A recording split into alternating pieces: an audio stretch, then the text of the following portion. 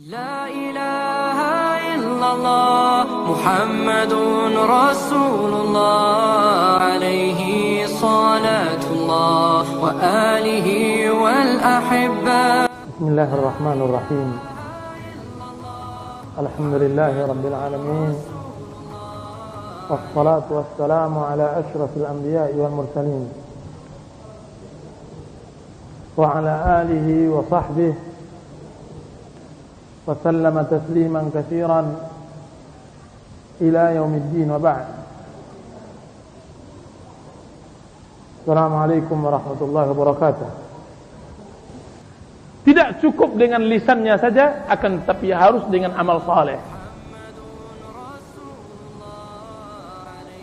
Dan dari sarana cara bersyukur anggota badan adalah sebagaimana yang disebutkan, diterangkan dalam hadis. Kullu ibnu Adam yusbih wa ala kulli salamin wa mifsalin sadaqah. Setiap anak Adam akan berpagi, dan setiap engsel-engsel dan setiap syaraf-syaraf anak Adam ada sedekahnya. Dan jumlah engsel-engsel yang ada di manusia 360 engsel.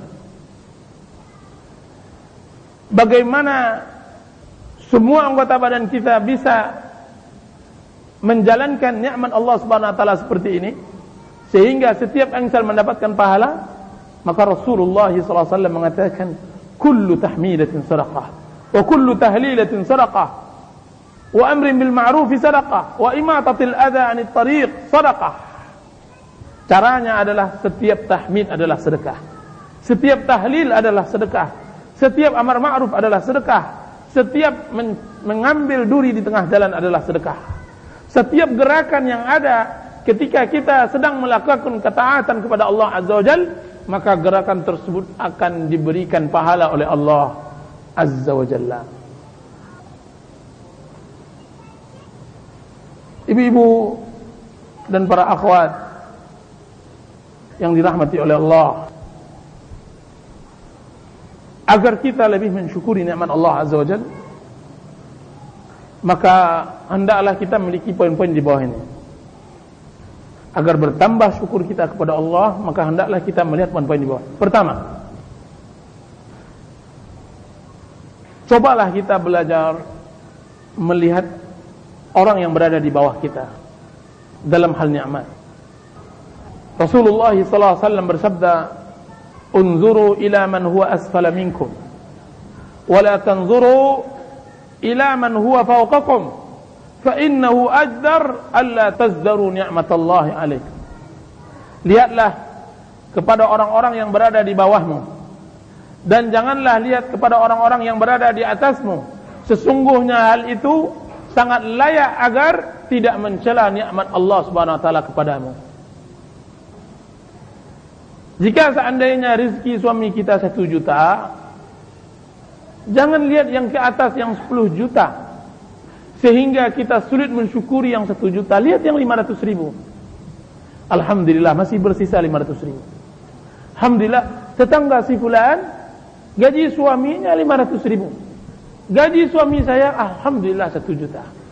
Kalau seandainya melihat ke atas, subhanallah, yang ada pada kita ini tidak akan kita syukuri. Subhanallah. Itu di dalam jumlah. Dan sering kita lupa bahwa kita memiliki kekayaan. Kita tidak melihat secara global. Coba lihat. Kita sering mengukur orang dengan nikmatnya, tapi tidak mengukur orang dengan apa yang Allah ambil dari nikmatnya. Kita sering mengukur orang dari rumahnya, tapi tidak mengukurnya dengan yang Allah berikan kepadanya dari musibah yang ada pada dirinya. Rumahnya memang besar, tapi kita sulit melihat ia kiranya cacat di dalam rumah tersebut. Padahal memang rumah kita kecil, tapi alhamdulillah kaki kita sehat, kita bisa berlangkah dan semacamnya. Kita juga sering melihat bahwa tetangga si fulan gajinya besar, sedangkan suami kita gajinya kecil. Tapi kita nggak melihat bagaimana gajinya besar ini, dia harus bersafar berbulan-bulan untuk mendapatkan gaji besar. Ia harus bercerai dengan anak istrinya. Ia tidak bisa meninabobokan anak-anaknya pada malam hari. Anda bisa. Anda menikmatinya dengan suami walaupun gaji sedikit. Melihat yang lebih luas seperti itu harus, agar kita mensyukuri nikmat Allah. Alhamdulillah ya bang, walaupun gaji kita 2 juta, 3 juta, tapi kita malam ini bersama. Alhamdulillah. Ibu-ibu sangka bahwa bermalam suami dan istri satu malam di rumah itu bisa dibayar dengan uang? Sebagian orang yang dipenjara seperti Imam Samudra yang hampir sudah berapa tahun itu, mau beli dia satu malam itu berapa juta? Atau orang-orang yang lain yang masuk penjara itu. Nikmat yang harus disyukuri. Subhanallahal-azim. Jadi pada manusia ini ada kelebihan dan ada kekurangan. Jika seandainya Anda ingin melihat, mensyukuri nikmat Allah Subhanahu wa taala, lihat kekurangan yang ada pada dirinya dan syukuri. Sehebat apapun yang terjadi pada ustaz, keluarga ustaz, istrinya harus diajarkan bahwa alhamdulillah, sehebat apapun keuangan, sehebat apapun goncang dapur dan semacam, kita masih memiliki yang lebih dari yang lain. Kita masih membaca kitab. Alhamdulillah. Masih bisa menikmati membaca Al-Quran dengan mentadabburi dan menghayati maknanya.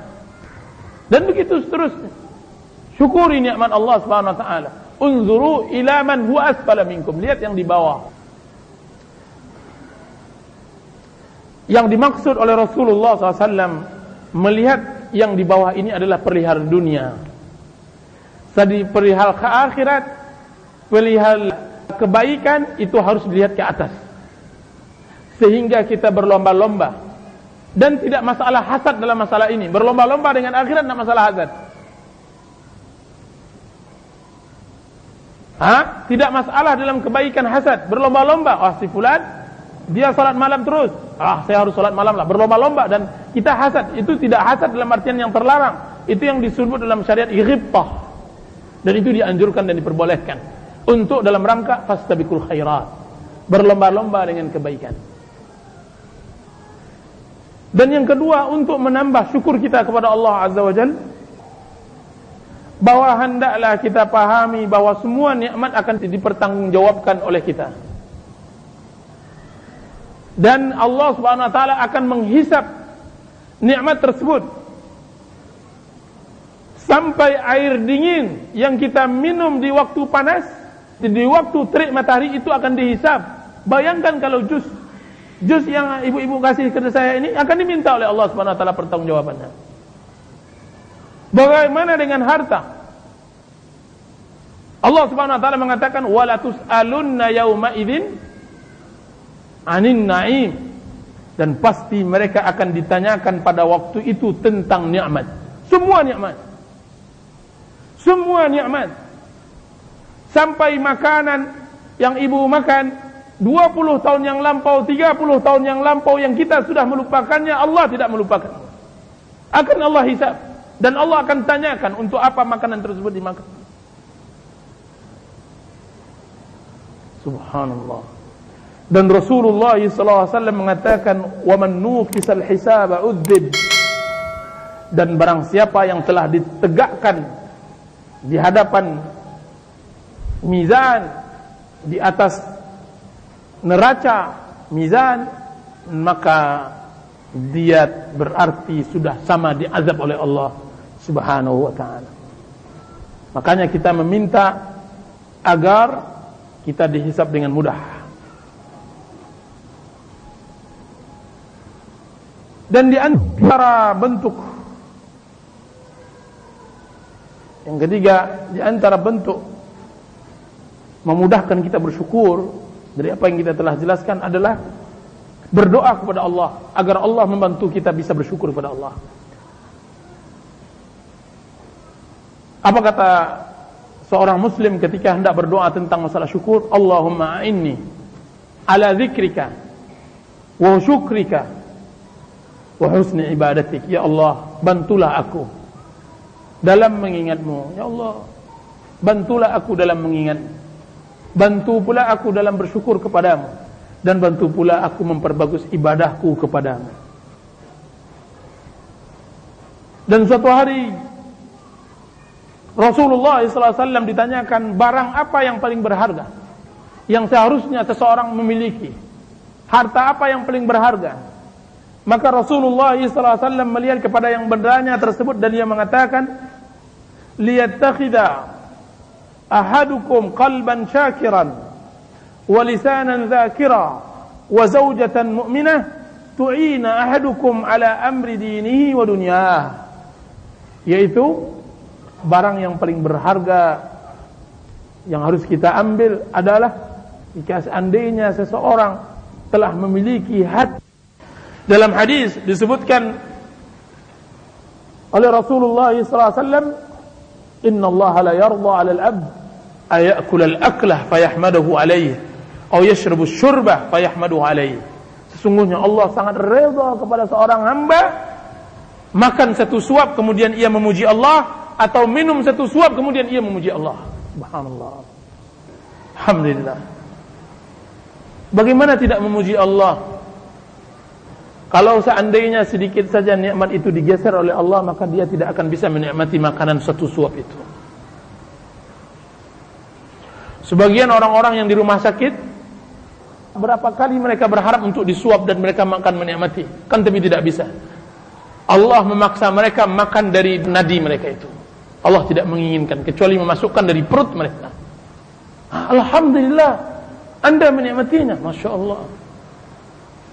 Jadi setiap kali makan, Alhamdulillah.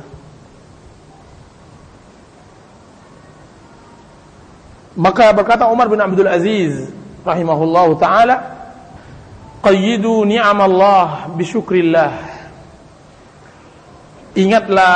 Ikatlah nikmat Allah dengan bersyukur kepada Allah. Ikatlah nikmat Allah dengan bersyukur kepada Allah. Pahamkan itu kepada suami. Ketika duduk makan bersama-sama, semuanya sehat walafiat, tidak ada yang sakit, dan tidak ada yang digundahkan, tidak ada yang disedihkan, tidak ada hutang yang harus dilunaskan, tidak ada orang yang mengejar kita dan semacamnya. Ketika duduk ingatkan masa-masa susah dan semacamnya. Dan sebutkan bahwa bersyukurlah kita pada hari ini kita bisa menikmati hidup dengan baik. Masya Allah. Berkata Mutarrif bin Abdullah, li an u'afiya fa ashkur ahabbu ilayya min an ubtiliya fa asbir. Apa kata Mutarrif bin Abdullah? Sesungguhnya Allah memberikan aku kesehatan dan aku syukuri lebih baik bagiku daripada musibah kemudian aku bersabar di atasnya. Kemudian apa kata Mutarrif bin Abdullah? Ketika Allah Subhanahu wa taala memberikan aku kesehatan dan aku mensyukurinya lebih baik daripada Allah memberikan aku musibah dan aku bersabar di atasnya.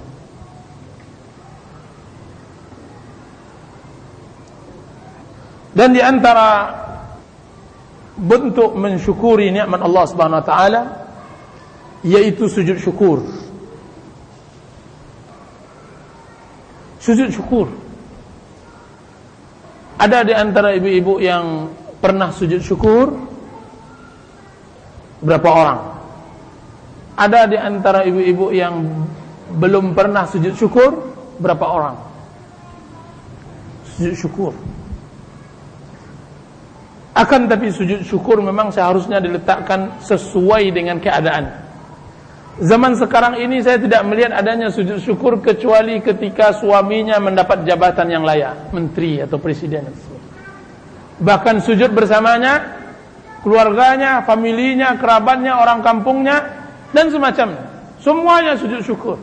Dia sangka jabatan itu adalah makanan yang sedap, nikmat yang harus disyukuri. Subhanallah. Salaf menganggap jabatan tersebut musibah. Musibah. Satu hari Umar bin Abdul Aziz mendapatkan surat dari gubernurnya di Afrika. Kemudian Umar bin Abdul Aziz menulis, Salamullah alaika, dari Umar bin Abdul Aziz, dari Fulan bin Fulan, gubernur Afrika. Telah sampai suratku kepadamu, adapun apa yang engkau sampaikan dari kesusahan hidup, dari kurangnya gaji, maka sesungguhnya aku tidak bisa menambah gaji lebih dari apa yang telah aku tentukan, dan mintalah ganjaran dari Allah.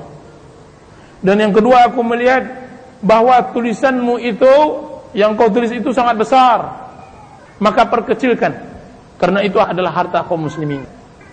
Sesampainya surat Umar bin Abdul Aziz tersebut kepadanya, dia mengirim surat lagi, Assalamualaikum alaika ya Amirul Mukminin, ketahuilah sesampainya suratku ini di tanganmu, aku tidak lagi menjadi gubernurmu.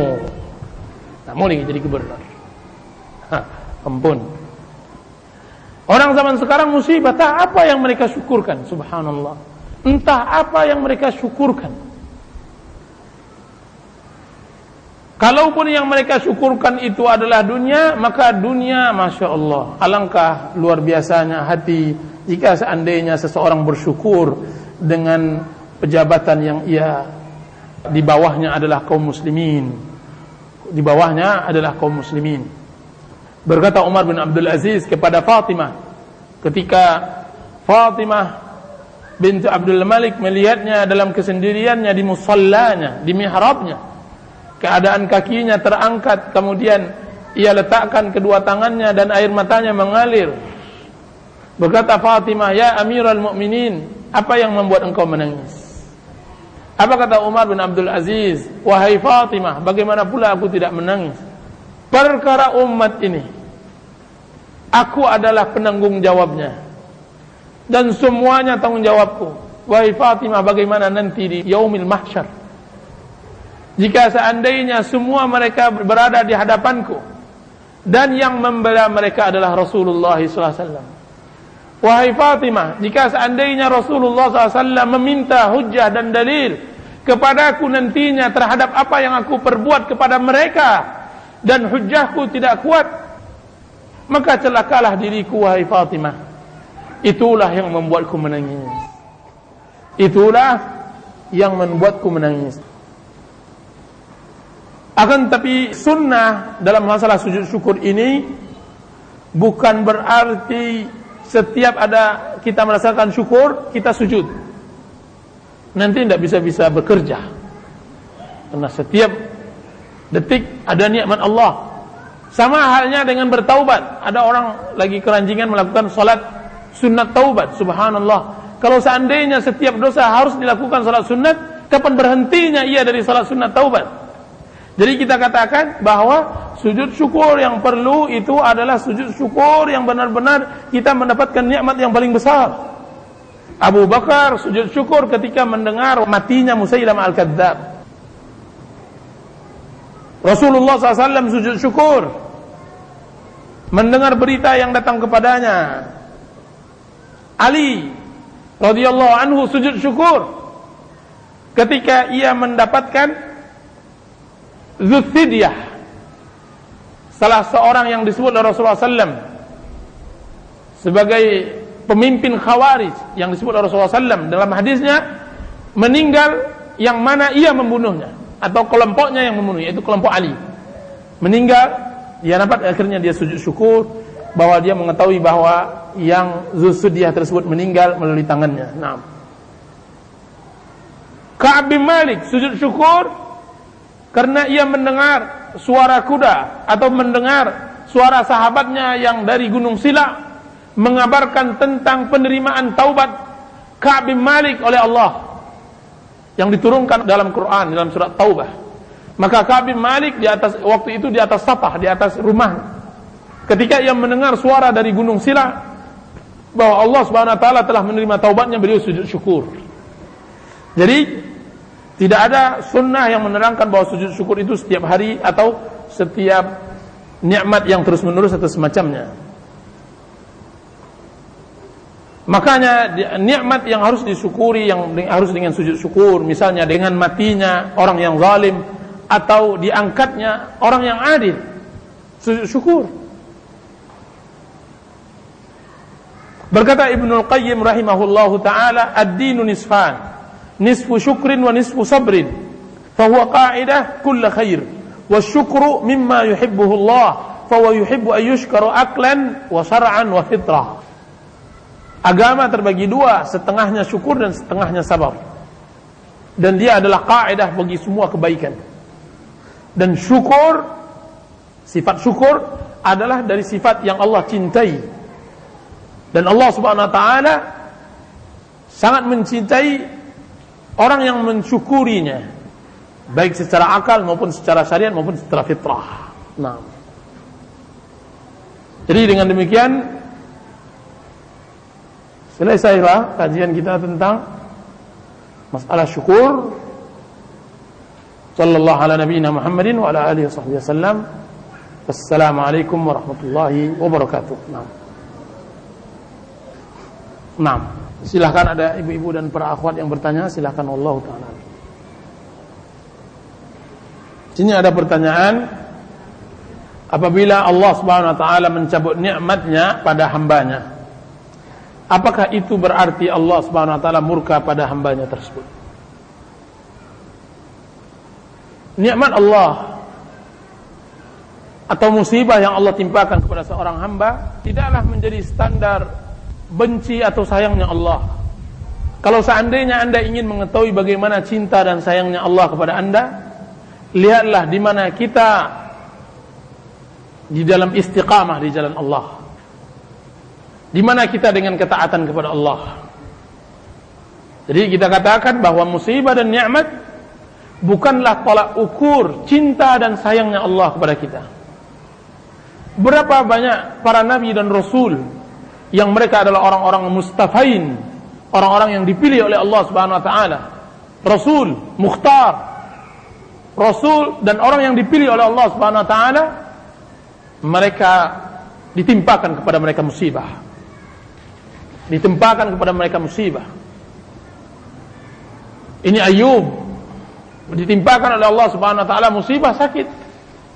Ini Nabi Muhammad sallallahu alaihi wasallam ditimpakan oleh Allah Subhanahu wa taala menjadi anak yatim. Ini Nabi Yahya yang disembelih oleh orang Yahudi. Ini Isa yang dikejar-kejar sehingga diangkat ke langit. Semua orang-orang saleh. Dan ini Rasulullah SAW, demamnya tidak sama dengan demam laki-laki lain. Apa kata Rasulullah SAW? Inni u'aku kama yu'aku rajulani minkum. Sesungguhnya aku demam sebagaimana dua orang kalian demam. 2 kali lipat demamnya Rasulullah SAW. Berarti musibah dengan nikmat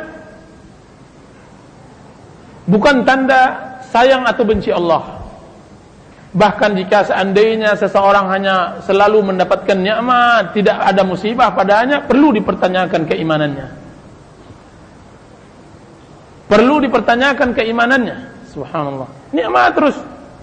Saya sepanjang 40 tahun ini rasanya tidak ada musibah. Ini perlu dipertanyakan. Takut ini istidraj. Penguluran oleh Allah Subhanahu wa taala untuk menikmati dunia, kemudian sisanya adalah azab. Masya Allah, ini musibah. Seorang muslim, seorang mukmin, musibahnya di dunia, sedangkan akhiratnya semuanya nikmat. Seorang mukmin, seorang muslim, musibahnya di dunia, sedangkan nikmatnya semuanya di akhirat. Subhanallah. Jadi jika seandainya kita ingin tahu bagaimana kasih sayang Allah kepada kita, lihat di mana kita dengan ketaatan kepada Allah. Di mana hubungan kita dengan Allah, jauhkah atau dekatkah?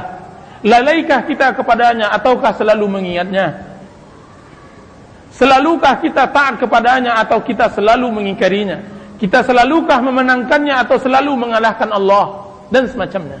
Lihat itu. Saat itu Allah Subhanahu wa taala akan mencintai atau membenci kita. Nah, bagaimana bila ujian dan musibah itu kita syukuri? Mensyukuri musibah dan ujian adalah derajat yang lebih tinggi lagi daripada mensyukuri nikmat. Ini pelajarannya 10 tahun atau lebih atau kurang. Mensyukuri musibah adalah hal yang sangat luar biasa. Dalam artian, dalam kaidah sebagaimana yang disebutkan Rasulullah SAW, innal ayna la tadma wa innal qalba la tahzan wa la naqulu illa bima yurdi rabbuna. Sesungguhnya hati bisa saja sedih, mata bisa saja mengeluarkan air, akan tapi kami tidak akan mengucapkan kecuali apa yang diridai oleh Allah Subhanahu wa taala. Dalam koridor tersebut musibah bisa disyukuri. Bagaimana caranya? Caranya adalah menghadirkan nikmat musibah tersebut. Sehebat apapun musibah, maka dia bisa nikmat. Salah seorang sahabat ketika ia membawa anaknya kepada Muawiyah, kemudian anaknya merangkak sampai ke kandang kuda, kemudian kuda tersebut mengamuk sehingga membunuh anaknya tersebut. Kemudian berapa hari setelah itu tabib memutuskan mengamputasi kakinya.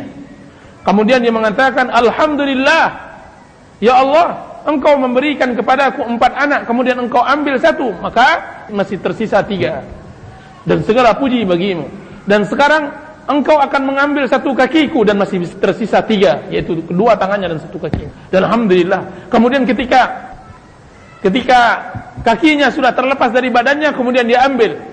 Apa katanya? Bersaksilah engkau wahai kaki, sesungguhnya engkau tidak pernah aku langkahkan pada maksiat pada Allah Azza wa Jalla. Masya Allah. Nikmat, mensyukuri nikmat adalah menghadirkan nikmat-nikmat Allah Subhanahu wa taala dari apa yang telah Allah ambil. 6. Kajiannya agak berat karena untuk mencium dan membawahi orang-orang yang sudah sederajat ini adalah sebuah nikmat juga. Dan bertemu dengannya adalah sebuah nikmat yang besar. Wallahu a'lam apakah kita bisa bertemu dengan orang yang seperti ini atau tidak. Kan tapi insyaallah taala yang diberi taufik oleh Allah Subhanahu wa taala adalah yang berbahagia. Ustaz, kalau dapat musibah ada jugakah sujud syukurnya? Tidak ada. Musibah ada sujud syukur. Musibah tidak ada. Dan juga enggak ada sujud musibah. Jadi musibah tidak ada sujud syukur. Alladzina idza asabatuhum musibah qalu inna lillahi wa inna ilaihi raji'un. Dia hanya berucap dengan ucapan inna lillahi wa inna ilaihi raji'un. Nah.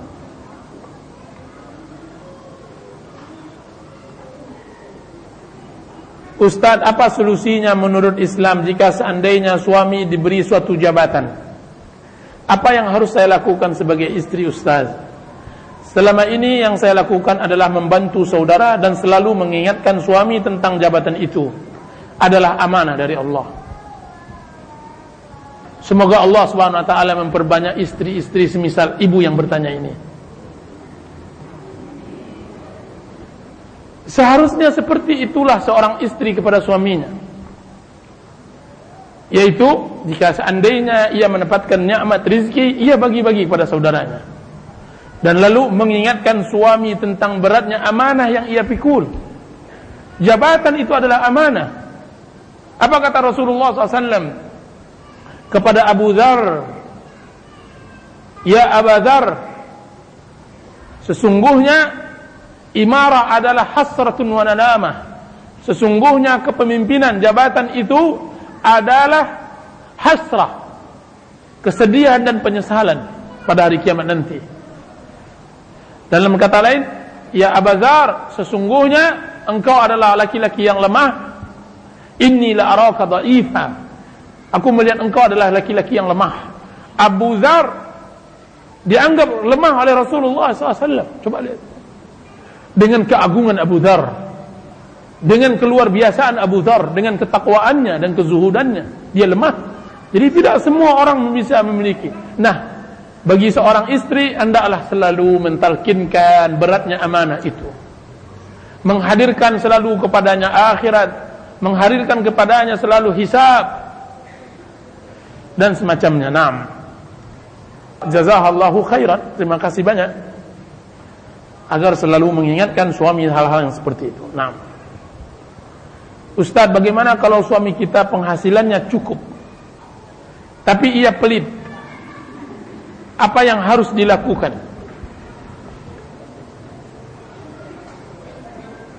Berdoalah kepada Allah Azza wa Jalla agar dijauhkan dari sifat pelit, bakhil. Allahumma inni a'udzubika minal hammi wal hazan wa a'udzubika minal ajzi wal kasal, wa a'udzubika minal bukhli wal jubn. Aku berlindung kepadamu dari bakhil dan penakut. Wa a'udzubika min ghalabatid daini wa qahrir rijal. Doa kepada Allah seperti doa itu. 8 kesedihan dunia, di antaranya adalah bakhil. Jika seandainya seorang istri menemukan suaminya berpenghasilan cukup tapi ia pelit, maka hadisnya kejadiannya persis dengan Hindun binti Utbah yang datang kepada Rasulullah SAW mengadukan suaminya, yaitu suaminya Abu Sufyan, ayahnya Muawiyah. Apa kata Hindun? Ya Rasulullah, sesungguhnya Abu Sufyan memberiku dan anak-anakku sesuatu yang tidak cukup bagiku dan anak-anakku. Apa yang harus aku lakukan? Apa kata Rasulullah SAW? Khudhi ma yakfiki bil ma'ruf. Ambillah wahai Hindun dari suamimu tersebut yang cukup bagimu dan keluargamu. Jadi boleh bagi seorang istri mengambil harta suaminya tanpa sepengetahuan suaminya jika seandainya apa yang ia beri tersebut tidak cukup. Akan tetapi dengan ma'ruf, dengan baik, dengan benar, dengan secukupnya, tidak berlebihan. Kalau seandainya secukupnya 1 juta, ambil 1 juta, jangan lebih. Ini kebetulan 3 juta ada, ambil semua. Anda boleh, jangan pula sebut pula ini kajian Ustaz Armen. Nah, jadi khudhi ma yakfiki bil ma'ruf. Ambillah untukmu dan anak-anakmu yang secukupnya tanpa sepengetahuannya. Nah,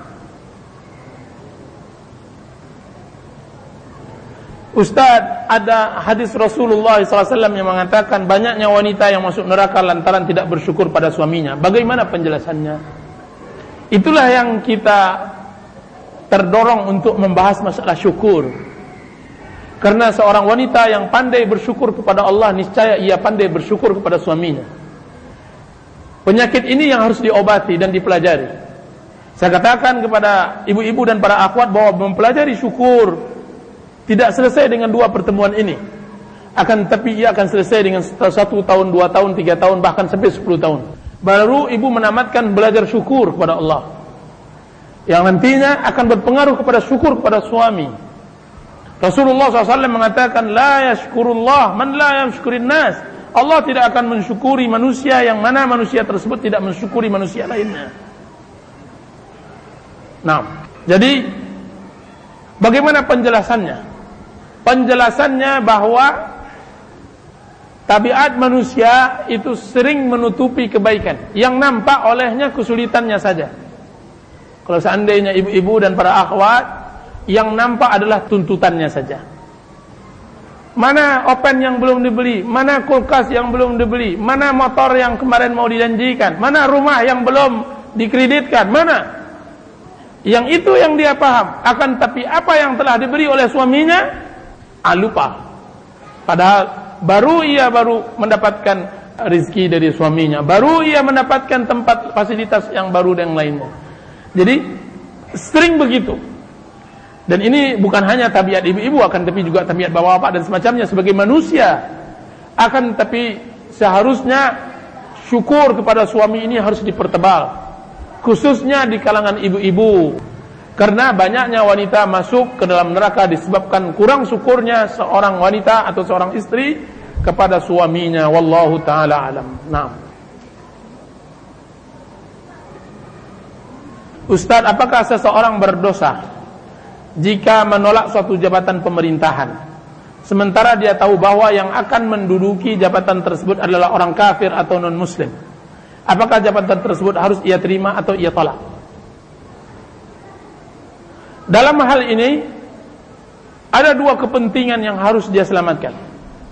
Pertama, kepentingan dirinya dari tanggung jawab jabatan tersebut, dan yang kedua, kepentingan masyarakat yang dibawahinya dalam perihal jabatan itu. Dan kedua-duanya penting. Akan tetapi di dalam kaidah Islam, menyelamatkan diri lebih baik daripada menceburkan diri dan menyelamatkan orang lain. Dan itu sudah ada konsepnya di dunia sebelum ada di Islam syariat. Kalau seandainya ibu pergi menggunakan pesawat, itu cara penyelamatan yang benar ketika kita membawa anak, ketika oksigen turun adalah memasang oksigen kita dahulu baru anak kita sendiri. Tidak boleh memasang anak dulu baru kita. Jadi menyelamatkan diri lebih baik daripada menyelamatkan orang banyak. Itu kaidah awal. Dalilnya apa? Ya ayyuhalladzina amanu qu anfusakum. Hai orang-orang yang beriman, jagalah diri kalian. Baru wa ahlikum, dan keluargamu dari api neraka. Jika seandainya ada dua tawaran, wahai fulan, engkau akan masuk neraka tapi 10 orang akan masuk surga gara-gara engkau masuk neraka. Atau 10 orang ini masuk neraka, engkau masuk surga sendirian. Mana yang engkau pilih? Kira-kira yang dipilih mana itu, ibu-ibu? Peduli apa kita dengan orang? Masukkanlah ya Allah, terserah engkau. Engkau yang memiliki neraka. Akan tapi yang penting bagiku adalah diriku. Tidak tahan aku neraka tersebut. No. Jadi permasalahannya seperti itu. Akan tetapi ini konsep jika seandainya kita kalah dengan jabatan tersebut. Maksudnya suami kita itu kalah, lemah, dan selalu tidak bisa menunaikan perintah Allah Subhanahu wa taala. Akan tetapi jika seandainya ia merasa mampu untuk menjalankan jabatan tersebut sesuai dengan amanah, kemudian ia bermusyawarah dengan ahli ilmu dan para cendekiawan yang bisa memberi solusi untuknya, kemudian dia minta tolong kepada Allah Azza wa Jalla, mudah-mudahan Allah Subhanahu wa taala memberi taufik.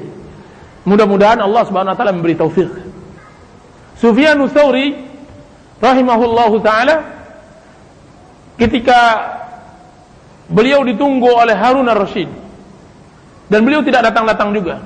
Kebetulan ia berkunjung seperti daerah di Pekanbaru ini. SBY datang, sudah itu ada Sufyan Ats-Tsauri tidak mau datang.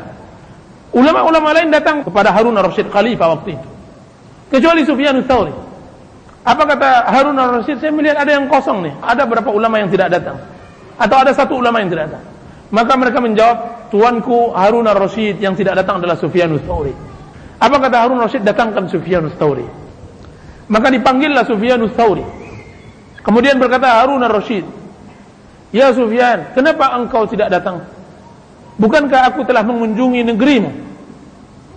Apa kata Sufyan? Ya Amirul Mukminin, engkau tidak memerintahkan aku datang sehingga aku perlu datang. Dan apa pula gunaku untuk datang kepadamu? Apa kata Harun ar-Rasyid? Wahai Sufyan, ini cincinku. Cincin itu adalah ibarat cap khalifah. Jadi cap itu yang akan mengesahkan semua perintah dan larangan dan undang-undang yang di bawah negara Islam. Dikeluarkannya cincin tersebut, diberikannya kepada Sufyan Ats-Tsauri. Ambillah ini, berikanlah umat ini hukum sesuai dengan Allah dan Rasulnya, yang diinginkan oleh Allah dan Rasul. Berarti sekarang perintah kepemimpinan umat sudah diserahkan oleh Harun ar-Rasyid kepada Sufyan Ats-Tsauri. Apa kata Sufyan Ats-Tsauri? Ya Amirul Mukminin, apakah engkau izinkan aku berbicara? Berbicaralah, aku izinkan engkau.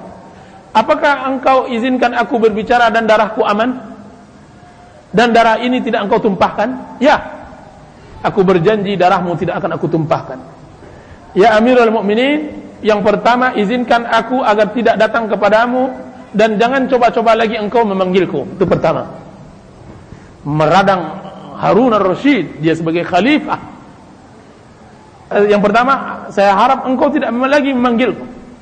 Dan yang kedua, ini cincinmu, ambillah, sesungguhnya aku tidak membutuhkannya. Ia tolak jabatan, kemudian dia keluar. Izzatul ulama, kewibawaan para ulama. Tersinggung berat Harun ar-Rasyid. Apa kata Harun? An-nata. An-nata itu adalah berupa tikar dari kulit yang biasanya khalifah jika seandainya murka itu langsung dieksekusi di tempat itu. Apa kata pengawalnya, penasehatnya? Ya Amir, bukankah engkau telah memberikan aman kepada Sufyan Ats-Tsauri? Maka tenang lagi Harun ar-Rasyid. Ketika keluar datang ulama-ulama lain dan murid-muridnya, dia mengatakan, ya Imam. Mereka mengatakan, ya Imam, kenapa engkau tolak? Bukankah Harun ar-Rasyid telah memberi jabatan yang sangat luar biasa kepadamu? Apa kata Sufyan Ats-Tsauri? Subhanallah,